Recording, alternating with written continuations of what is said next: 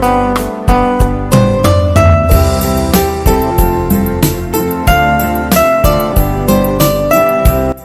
bertemu kembali dalam podcast kompetensi hidup yang ini merupakan kelanjutan dari podcast yang sebelumnya, dan kita akan membicarakan bagian demi bagian. Nah, kali ini yang kita bahas adalah bagian awal, yaitu tentang bagaimana sebuah pertemanan itu, pertemanan masa kecil ya, itu bisa merupakan suatu jalan bagi pemahaman kompetensi hidup. Kita bisa melihat dengarkan sama-sama ya tayangan yang kemarin. Tayangan yang kemarin.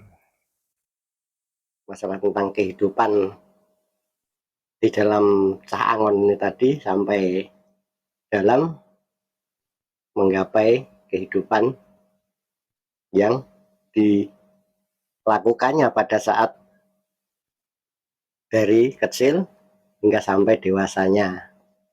Jadi pemahaman tentang persahabatan itu kita mulai dari kehidupan sehari-hari kita dulu, dengan teman-teman, saudara-saudara yang terdekat dengan kita, dan yang jauh juga kita jadikan suatu pelajaran ataupun suatu gambaran untuk memahami bahwa setiap kali manusia menemukan suatu keanehan ataupun peran yang di dalamnya mengandung suatu ilustrasi yang ada di dalam batin dan ada di dalam kejiwaannya, dapat dimengerti oleh sang penghayat itu sendiri di dalam kehidupannya. Jadi tanggapan itu bisa kita ambil kesimpulan sejak dari kecil. Pada saat kita dewasa, kita akan memahami apa sih yang terjadi pada saat kita masih kecil hingga kita memahami itu tadi. Ya, mudah-mudahan mereka bisa mengambil pelajaran dari kehidupannya dan mendapatkan kelebihan-kelebihan yang ada pada dirinya untuk memahami siapakah dirinya, untuk apakah dia diperankan oleh Tuhan ke dalam dunia ini. Tapi kalau memang sih para pemaham tentang materi kehidupannya sendiri ini bisa menggapai kemampuan pola pikir yang ada di dalam diri, pasti dia akan bisa memetik pelajaran dari kehidupannya di dalam kesehariannya itu tadi. Dalam kehidupan ini kita harus benar-benar bisa memetik pelajaran dan mengambil suatu kemanfaatan secara yang telah diberikan Tuhan kepada diri kita semenjak kita dari kecil itu tadi, menjadi gemblengan untuk dapat membedakan sesuatu yang nalar ataupun yang tidak nalar. Nah, kita harus menyeleksi dari sebuah perjalanan hidup itu, benar-benar kita memahami sesuatu yang kita cari, yang kita tuju di dalam kehidupan ini, supaya kita bisa lanjut maju ke depan, tiada hambatan ataupun halang rintangan yang akan menghambat diri kita. Dalam suatu perjalanan itu mungkin di antara 2 orang atau 3 orang atau banyak orang, itu kalau bisa kan, jangan sampai kita bisa terhentikan oleh banyaknya orang. Ataupun 2 orang atau 3 orang, itu namanya bagaimana kita mempotensikan hidup di dalam banyak orang atau sedikit orang ini tadi, bisa berjalan terus tanpa menghentikan apa yang menjadi cita-cita kita. Mengkompetensikan dari sebuah mungkin pengetahuan yang dibawa oleh seseorang dari hidupnya itu tadi untuk bermanfaat di dalam kehidupan dan membantu orang lain sebagai ya mungkinlah menolong kesehatan orang lain ataupun membantu mereka semampu kita. Ya, itu kira-kira yang kita dapat apa yang disampaikan Pak Prihadi tentang pertemanan sebagai pertemanan masa kecil terutama ya, sebagai sarana untuk pemahaman awal dari kompetensi diri. Ya. Nah, kira-kira mungkin ada hal yang mau diangkat dulu dari apa ini yang disampaikan Pak Prihadi tadi kan? Ya. Kalau dari materi yang disampaikan oleh Pak Prihadi ini memang benar ya, saya kira benar. Hubungan awal pertemanan atau katakanlah persahabatan pertemanan awal ya, itu kita kan masih murni ya Pak ya. Ya. Jadi pertemuan itu masih murni tanpa ditunggangi dengan kepentingan atau suatu apa ya ya politis lah, kalau orang sekarang bilang mungkin kepentingan politis. Jadi pertemanan sejak kecil itu memang betul-betul murni, sehingga pada saat dewasa ini jika kita mengingat apa yang telah kita jalani sejak kecil hingga sekarang ini, memang sebenarnya kalau kita mau belajar dan mau memahami, bisa kita tarik benang lurus begitu. Kita dari sebuah pertemanan di masa kecil yang masih murni tadi, kita bisa mengenal pertemanan sebentuk persahabatan gitu ya. Karena kenapa kita katakan persahabatan? Ya tidak ada kepentingan tadi. Ya, kepentingan yang minim sekali. Kepentingannya hanya ya murni, yang bersama. Ya. Apa kira-kira yang bisa diilustrasikan dari sebuah pertemanan masa kecil itu yang beda dengan pertemanan orang-orang dewasa gitu? Nah, kalau pertemanan masa kecil itu kita bersama-sama mainan, ya kadang berkelahi juga, tapi tidak merubah rasa pertemanan tadi, tidak merubah. Nanti ya kembali lagi seperti yang sempat pernah juga dalam tayangan sebelumnya kan Pak Prihadi juga menceritakan seperti itu bersama Pak Saman, ya kan? Itu memang betul, itu benar terjadi, benar adanya lah. Pertemanan di masa besar ini karena kita sudah terkontaminasi ya mungkin ya dengan kepentingan, sehingga justru malah kadang akan membuat, kalau salah-salah malah akan membuat ini apa namanya, perpisahan atau ya memang ya, fragile punya fragilitas seperti itu ya, karena fragilitas dan perekatan di masa kecil itu dibedakan dengan kepentingan. Kepentingan kuliah saja itu kepentingan ya, karena ada kepentingan ya kita terus berteman, punya teman juga nanti setelah tapi kalau kita ini kakak kelas dan adik kelas tapi ya berkepentingan juga ya, mau jadi suami istri, tapi sebuah penyatuan ya, penyatuan yang mungkin masih bisa kita rasakan hingga saat sekarang ini ya. Ya. Tapi coba kita sekarang compare dulu dengan perjalanan kita sendiri, keberduaan kita itu sampai kemudian kita bertemu dengan Pak Prihadi. Oh iya. Ini kira-kira mungkin ada hal yang meskipun saya juga punya cerita ya, tetapi tak beri kesempatan supaya audiens ini nanti akan bisa lebih utuh ya melihat kita ini. Ayo silakan. Jadi bagi Mama ini sesuatu karena sebelumnya Mama belum pernah ketemu orang yang seperti beliau, ya kan. Pada awalnya memang seperti bingung, ya bingung apa, karena berbeda dengan pengalaman sebelumnya yang kita lalui bersama, ya sehingga sempat bingung. Tapi setelah melihat kali pertama, melihat ya ini pertama masih penyosokan, kok saya pernah melihat seperti beliau ini, sehingga sudah langsung dari rasa itu sudah langsung tertambat gitu loh. Sudah langsung tertambat, itu pandangan pertama betul. Loh, kok kayak kakakku cara yang jelas saya seperti melihat Mas Eme almarhum. Itu bentuk kedekatan yang sudah ada di dalam diri, kemudian mewujud dengan pertemuan dari sosok ini tadi. Kemudian yang selanjutnya adalah apa yang beliau sampaikan di awal-awal itu adalah ternyata betul-betul hal-hal yang membuka pikiran Mama yang tadinya itu mungkin yang berbeda ya, membuka, sehingga apa yang selama ini Mama takutkan, hal-hal yang terlalu banyak aturan hukum atau apa ya istilahnya, itu ternyata kok secara gamblang dijelaskan dengan logika, itu Mama kok bisa nerima itu loh Pak. Seperti itu ya. Sedangkan kalau saya sendiri itu kan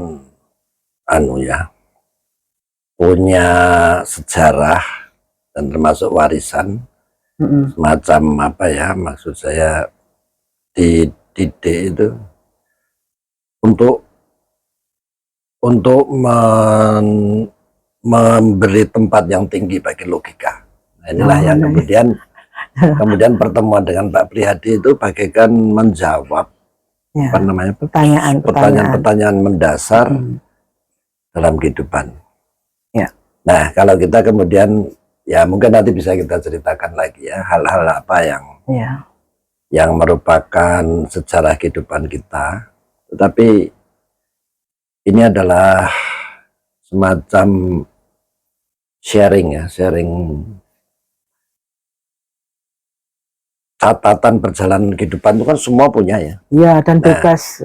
Dan mereka membawa privacy atau sejarah pribadinya masing-masing. Ya. Nah, inilah yang kemudian dikatakan oleh Pak Prihadi tadi, untuk apa? Bagaimana dia diciptakan ke muka bumi ini dengan sebuah mission atau dengan sebuah nggak ada tujuannya istilahnya. Bentuk yang seperti apa kehadirannya ini. Nah, ini kemudian pertemanan masa kecil itu, kalau saya tangkap dari kalimat beliau ini, pertemanan di masa kecil, persahabatan ya, kalau masa kecil itu persahabatan di masa kecil yang sulit dipisahkan oleh masalah maupun oleh perkara atau kondisi itu bisa menjadi dasar pijak kita untuk mengenal diri kita sendiri. Ya, akhirnya seperti itu. Jadi setelah dewasa ini kemudian kita punya memori, kita mengingat-ingat, oh ternyata lama kelamaan jadi sedikit demi sedikit mengajari kita untuk mengenal, karena kita berbeda dengan sahabat kita itu tadi. Akhirnya jadi berarti kebineka tunggal ika mulai dari situ. Iya, seperti itu yang terwujud. Sedangkan kita bertemu setelah sama-sama besar. Nah, kemudian bagaimana pertemuan setelah dewasa ini juga mempunyai sebuah visi sendiri. Nah, visi sendiri ini juga nanti akan ada pembahasannya terpisah ya. Tapi juga mungkin ada pada sesi pertanyaan anak-anak kepada saya itu juga ada, nanti bisa dicek di channel ini juga. Tetapi kita coba angkat tentang bagaimana sebuah persahabatan masa kecil itu bisa menjadi dasar pijak kita mengenal diri. Karena kita sendiri ini juga terdiri atas komponen-komponen pribadi. Komponen pribadi tentang logika, tentang rasa, dan tentang raga ini. Nah, ini semua ini juga sebentuk persahabatan tuh. Iya, terhadap diri sendiri. Nah, dan ini siapakah sebetulnya yang menjadikan ini bertemu, dalam artian menjadikan itu bisa tentang wujud raga kita ini yang ada nyawa ini. ataupun tentang bagaimana kita bisa mengenal diri kita sendiri. Nah, kira-kira punya ilustrasi enggak tentang pertemanan masa kecil yang masih murni, yang kemudian juga punya terrefleksikan pada pertemuan keberlanjutan persahabatan itu? Kalau mungkin ini pengalaman malah kejadian beneran. Jadi beberapa teman kecil mama itu yang dulu memang berteman secara murni, tidak ada tendensius apa-apa, akhirnya hingga sekarang masih ya bolehlah dikatakan bersahabat atau berteman baik ya, dan apa namanya, terasa ya kalau memang ini murni, ini persahabatan murni. Jadi bukan tiba-tiba bertemu kemudian jaim-jaiman. Kan ada ya yang berteman hanya untuk kebutuhan temporer, kan ada temporer itu. Nah, dan itu pun meskipun secara karakteristik tuh ada perbedaan jelas, tapi justru malah dengan adanya perbedaan itu kita saling tahu dan saling menghormati, seperti yang Papa bilang tadi. Jadi seperti Bhinneka Tunggal Ika ya, meskipun berbeda. Tapi ada landasan kemerekatan, perekat yang kita harus kenali itu keunikannya. Jadi ilustrasi kebatinan yang dikatakan Pak Priyadi itu. Ketika kita menemukan ilustrasi kebatinan atau keanehan dalam diri, itu sebenarnya kalau saya katakan keunikan diri pribadi kita dan keunikan pertemuan itu kan harus kita kenali ya. Ya, jadi seperti misalnya mungkin dalam pertemuan itu ada kliknya gitu mungkin. Nah, seperti itu. Ada kliknya itu kan sesuatu. Chemistry ya. Oh. Tapi ya boleh disebut chemistry, tetapi itu kemudian ketika itu berlanjut berlanjut punya wajah sebentuk perdamaian abadi, seperti itu, dan kemudian akan memunculkan sebuah catatan jelas itu. Catatan jelas, makanya kalau di preambul atau pembukaan Undang-Undang Dasar kita kan disebut perdamaian abadi dan keadilan sosial. Artinya kita harus memahami dulu pada awal waktu tumbuh anak kecil ini, kita perlu mengenal sebentuk perdamaian abadi. Ada perdamaian abadi itu bukan secara basa-basi selalu kita jaga nggak enak kan, tidak. Justru dalam kejujuran itu, dalam silang sengketa pada tataran yang sederhana, ikatan itu, tapi sebetulnya tetap kembali pada ikatannya. Nah, itulah sebentuk kedamaian. Kedamaian, karena memang persahabatan sendiri kan dinamis juga. Ya, kadang padu, kadang berkelahi. Uniknya atau anehnya batin itu, dia akan selalu merindu. Nah, ini juga harus dikenali. Nah, itu yang dikenali, maksudnya dikenali tentang itu sebagai bagian dari kompetensi diri kita gitu loh. Kelebihan ya, tidak kelebihan, tetapi adalah kompetensi. Jadi sebentuk pemahaman akan diri dalam keunikannya gitu. Kita tidak bisa mengatakan kelebihan atau kekurangan, karena itu privacy ya, kita mau menyebutnya apapun. Tetapi kalau secara umum kita akan mengatakan itu keunikan dari pribadi-pribadi. Maka kebinekaan itu bisa diwujudkan atas 2 orang, 3 orang, maupun banyak orang. Dalam banyak orang. Tetapi 2, 3 ataupun banyak itu akan mengandung kebineka tunggal ikaan itu tadi. Nah, kayak kita juga seperti itu. Nah, suami istri itu mungkin levelnya dibanding dengan persahabatan masa kecil itu beda lagi gitu. Karena pertemuan setelah besar, tapi chemistry seperti apa yang tercipta, kesepakatan yang sifatnya tertulis, berarti kita menganggap bahwa kesepakatan hukum tulisan itu yang paling berlaku tentang pernikahan ini, kan gitu. Ataukah sebentuk kenyataan kebatinan yang unik dari sebuah pertemuan antara dua manusia itu ini ya, dua nyawa yang dua kemudian raga. berlanjut menghasilkan keturunan. Ya. Nah ini kalau tidak kita jadikan ilmu, terus mana lagi? Atau untuk apa? Gitu Ya. kan? Ya, Karena apa hidup ini kan tidak untuk bernikmat-nikmat terus, tapi nikmatnya ilmu tadi loh, pemahaman kita. Nah, ya. Karena kompetensi ini betul-betul milik kita pribadi. Masing-masing sendiri, menemukan sendiri, menyaksikan sendiri. Jadi pertemanan masa kecil dalam bentuk kesaksian. Kesaksian itu maksudnya bahwa betul-betul saya itu terjadi, betul-betul kita yang punya melakukan ikatan ya. tertentu, kemudian kita sendiri seperti itu. Jadi bukan ikatan yang tidak dipahami, jadi ikatan yang dipahami gitu. Iya. Jadi seperti begini mungkin ya ilustrasinya, pada saat kita bersahabat di masa kecil kan kita ketemu ya Pak ya. Ya. Nah terus kan kita berkembang kita dewasa dan mungkin lokasi dan posisi kota sudah berbeda karena kita sekolah dan bekerja. Nah begitu ketemu tuh seperti sudah pernah ketemu lagi, jadi kan sudah tidak perlu ada lagi prolog-prolog. Makanya di situ itu memang jauh dan dekat. Itu jauh dan dekat dalam artian jarak fisik. Itu belum tentu menjadi jarak dari itu tadi kesaksian tadi itu masih utuh gitu. Ya, jadi masih ilustrasinya seperti sebaliknya itu. Yang dekat secara fisik, katakanlah suami istri seperti kita, kalau tidak bisa memahami keunikan dan kompetensi hidup ini, maka bisa seperti cuman kerjasama itu masih lumayan, tapi ada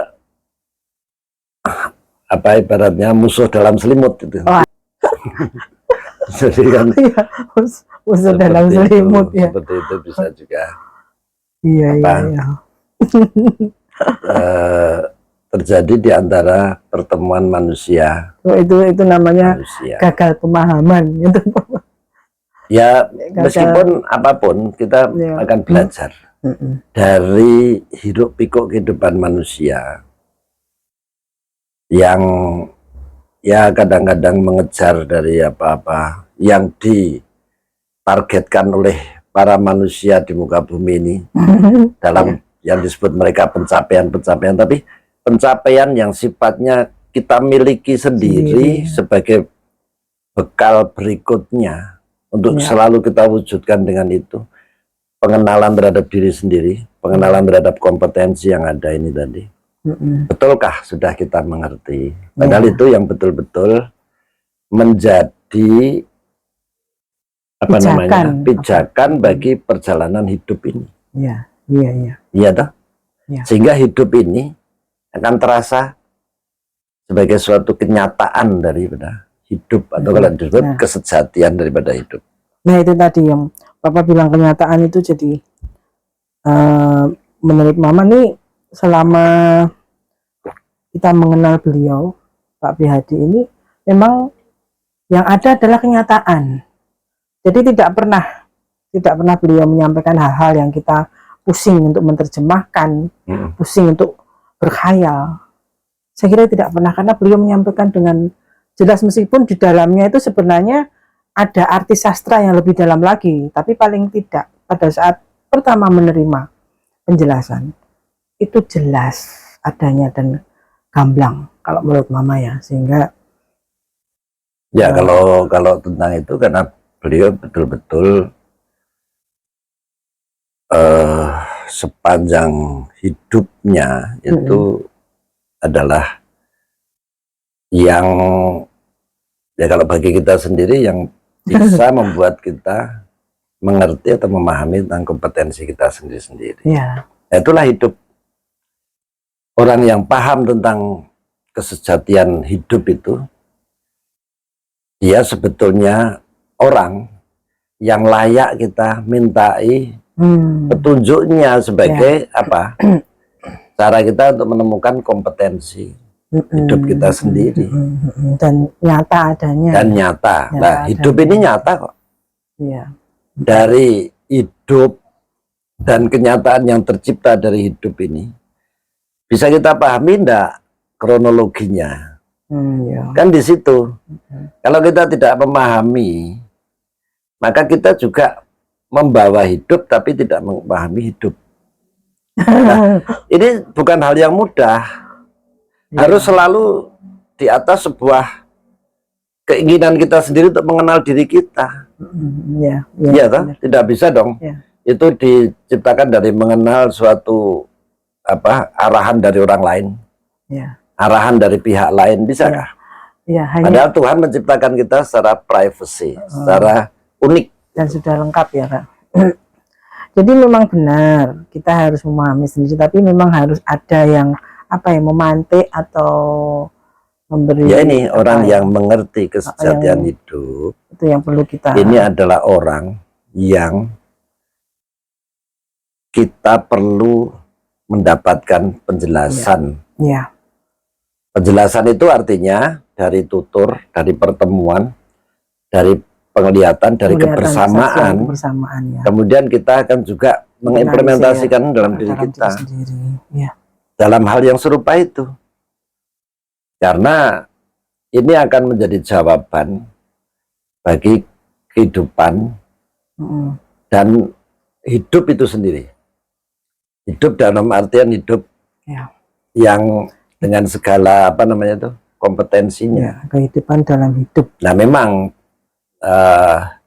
ada hal-hal yang dari pertemuan itu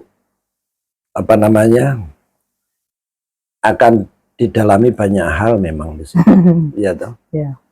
Tetapi kita dengan adanya petunjuk itu kita mendapatkan arahan bagaimana kita menempuh jalan itu dengan sebuah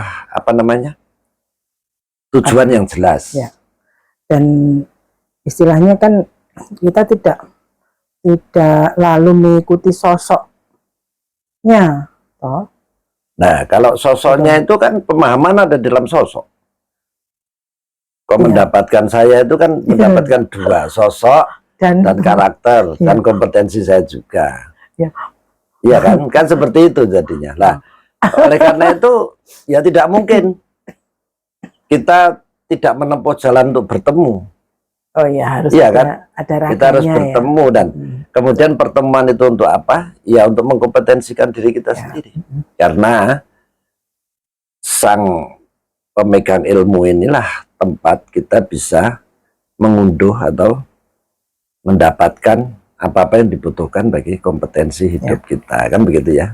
Oh iya, tapi ya mungkin seperti itu atau mungkin masih ada tambahan yang ya maksudnya Mama bukan lalu kita meniru-niru apa yang ya tidak mungkin dilakukan. Tidak mungkin kita meniru itu orang lain.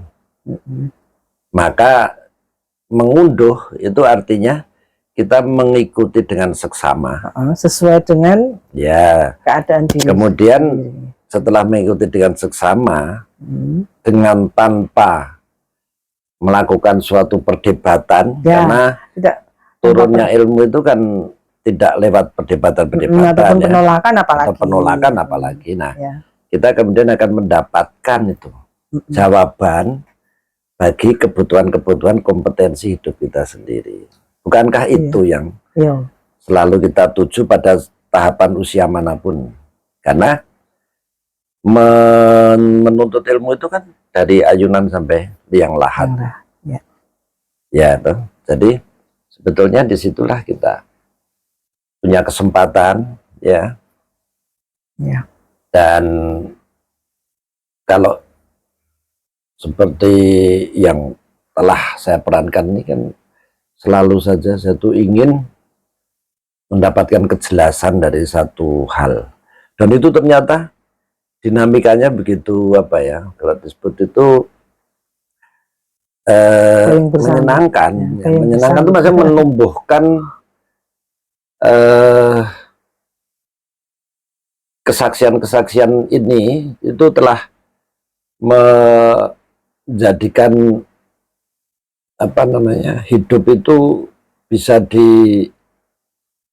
rasakan sebagai sebuah keindahan yang hidup. yang hidup ya. Iya. Jadi apa namanya? Yang dibutuhkan itu bukan meniru, tetapi kesaksian. Kesaksian itu apa? Kesaksian itu adalah sebuah pengakuan, keyakinan, dan ada dalam situ. Dan ada sebuah pencarian yang mendapatkan jawaban. Nah, disitulah maka pencarian itu dibutuhkan, dan jawaban itu pun harus didapat dari orang yang mempunyai hak untuk menjawab seperti itu. Ya. Kan begitu toh? Iya. Dimanapun. Ya. Nah, seperti itulah. Tepat. Kita maka boleh dikatakan disinilah kita bersyukur ya bahwa ilmu atau pengetahuan yang kita dapat itu telah memberi penerang bagi jalan kita menempuh mencapai tujuan. Nah, ini saja dulu yang mungkin bisa kita. Terus ini ketakutan-ketakutan itu sudah sirna adanya. Istilahnya bukan kita kewanen, bukan. Tapi ketakutan-ketakutan yang seperti mencekam itu ternyata ada solusinya. Ya, sebetulnya ketakutan itu bukan ada solusinya. Kita harus mengenali. Mengenali sendiri adanya rasa takut. Karena itu juga pemicu kok. Itu pemicu. Ingin tahunya ya. Seperti misalnya ketidaktahuan. Itu hampir serupa dengan kegaiban. Maka itu pun harus kita cari jawabnya kan. Kita cari jelasnya gitu loh. Di dalam dunia yang penuh kenyataan ini, masa kita tidak keinginan untuk mendapatkan jawaban. Termasuk jawaban terhadap ketakutan-ketakutan yang masih menggelayuti. Sebenarnya ketakutan itu kan muncul dari ketidaktahuan. Ketidaktahuan itu serupa dengan kegoiban kan. Padahal ilmu itu menjadikan kejelasan. Kegoiban jadi jelas. Kalau di Hippocrates dikatakan ada dua, fact and opinion, fakta atau kenyataan dan opini. Nah, di sini fakta ini mencerdaskan, opini ini yang bisa menjadikan jalan menuju kebodohan. Nah, maka berjalan di atas kenyataan dengan mendapatkan catatan-catatan dari laku kita di atas kenyataan, itulah yang akan mencerdaskan. Tetapi meyakini suatu opini, ya tentu saja akan menumbuh kembangkan ketakutan-ketakutan yang kemudian akan memunculkan emosionalitas yang kadang tidak kita pahami. Lebih mengutamakan emosional daripada logika. Ya, padahal logika itu kan proses penciptaan. Berarti logika itu akan menjadikan kenyataan itu dibaca sebagai adanya, atau akan justru diambil intisari daripada yang sudah kita temui di dalam kehidupan ini. Nah, opini itu jadi punya potensi besar untuk menyesatkan dari jalan kita dalam menempuh kehidupan ini. Oke, sip. Sekarang kau yang nutup.